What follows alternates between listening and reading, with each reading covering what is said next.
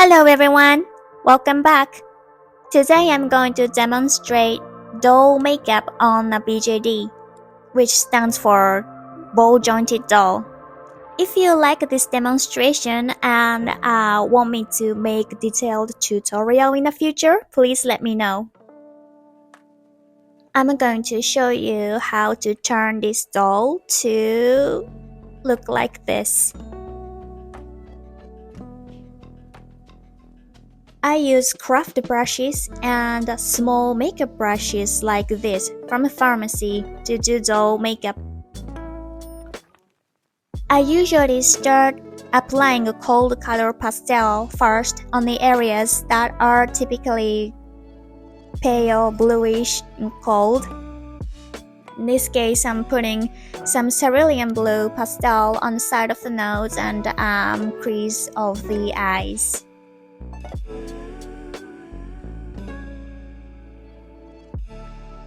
I like to add this color around the muzzles as well.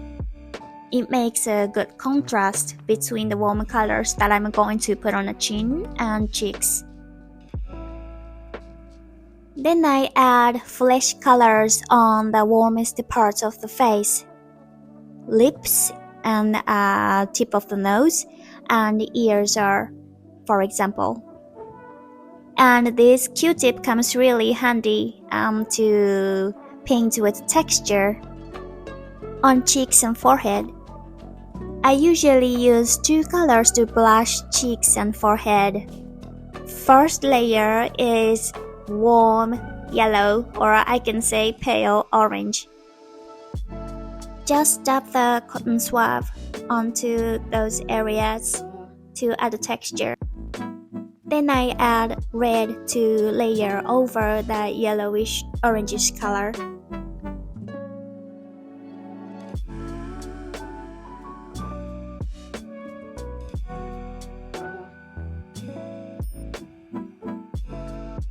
I also use blush to cover the larger area when I don't have to create so much texture. Remember to blush ears as well.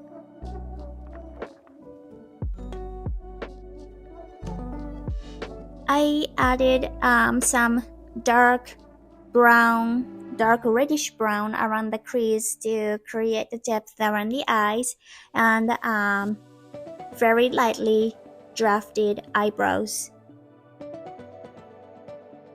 Make sure to draft the brows thinner and paler than you want them to look at the end, because you can always add color and make it darker and make it thicker, but it is really difficult to make it smaller. After this, I seal everything with sealant. I use Dr. Super Clear. I am adding another layer of pastel to darken the colors on lips and around the crease of the eyes. I'm also shading the sides of the mouth to add a smiling effect on her face.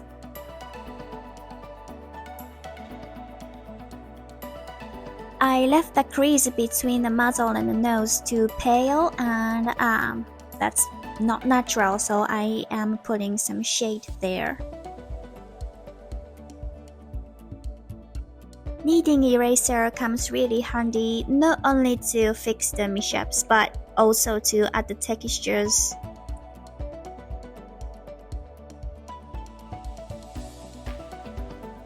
I'm adding a little more warm blue around the mouth and the nose for better saturation. Also on the part of brow bones. Then seal everything again before you can move to the third layer. I like to use acrylic paint thinner with watercolor paint. This one is sepia. I think it is more like a burnt umber. This is cadmium red and yellow ochre,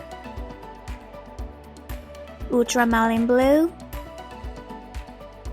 white, an ivory black, but I forgot to film it. This is a tub of water.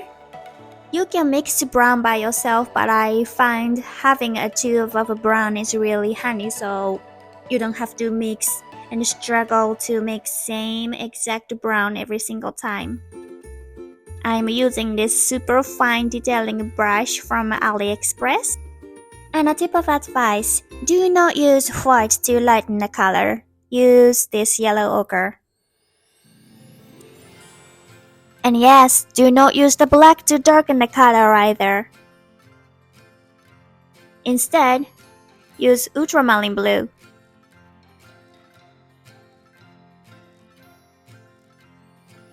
I am not sure if I'm supposed to be doing this way, but I like to combine watercolor paints with acrylic thinner.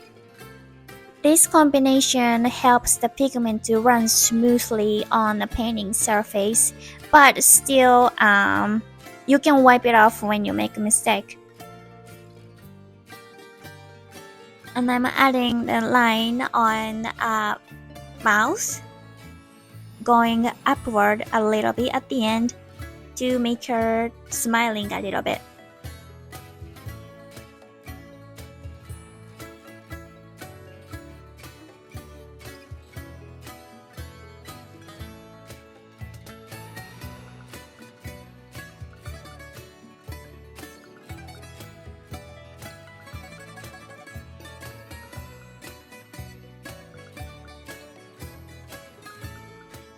I'm going back to brown to add some eyeline.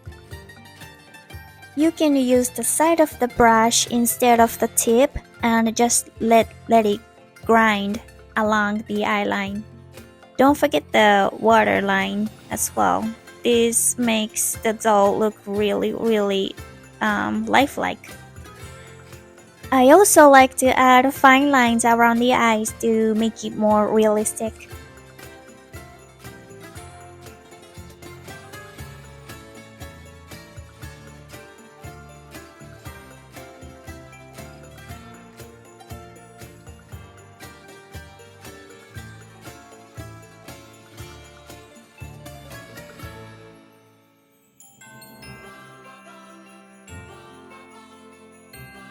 Now I'm gonna add first layer of the lashes and brows. And again, start with lighter color cause you can always go darker but not lighter.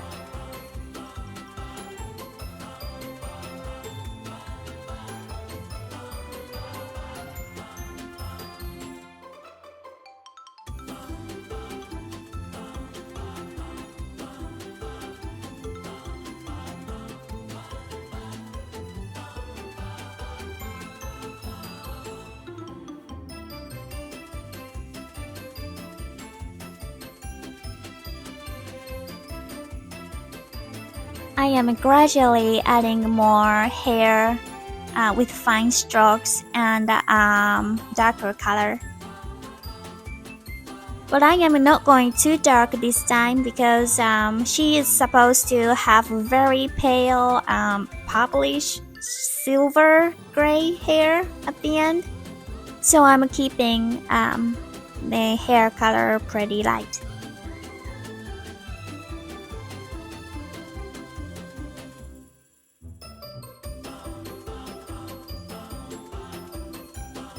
Now it's time to add some fine lines on the lips too.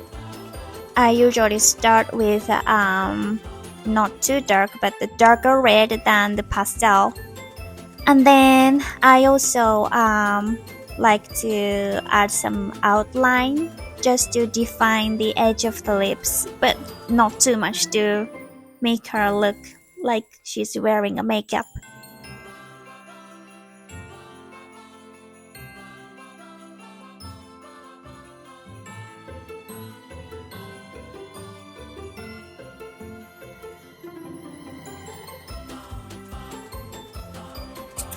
Only after I'm done with all the color layers, I use white paint to add the brightest highlight.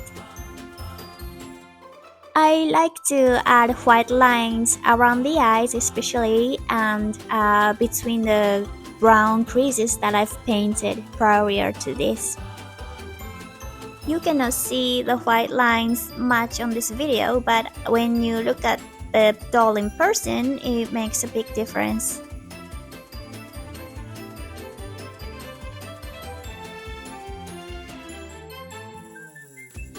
You can add more pastel on the brows as you need, as well as around the creases.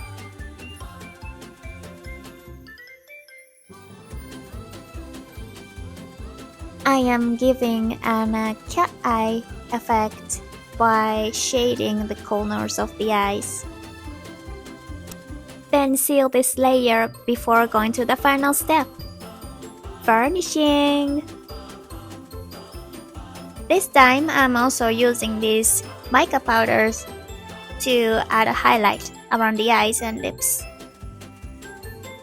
And for her eyes, I'm going to use this purple mica powder, which is matching color to her future wig. I mix the powder with the gloss varnish to settle, because if I use the spray to seal this powder later, it's going to be matte and won't shine. I am going to highlight the edges of the lips as well.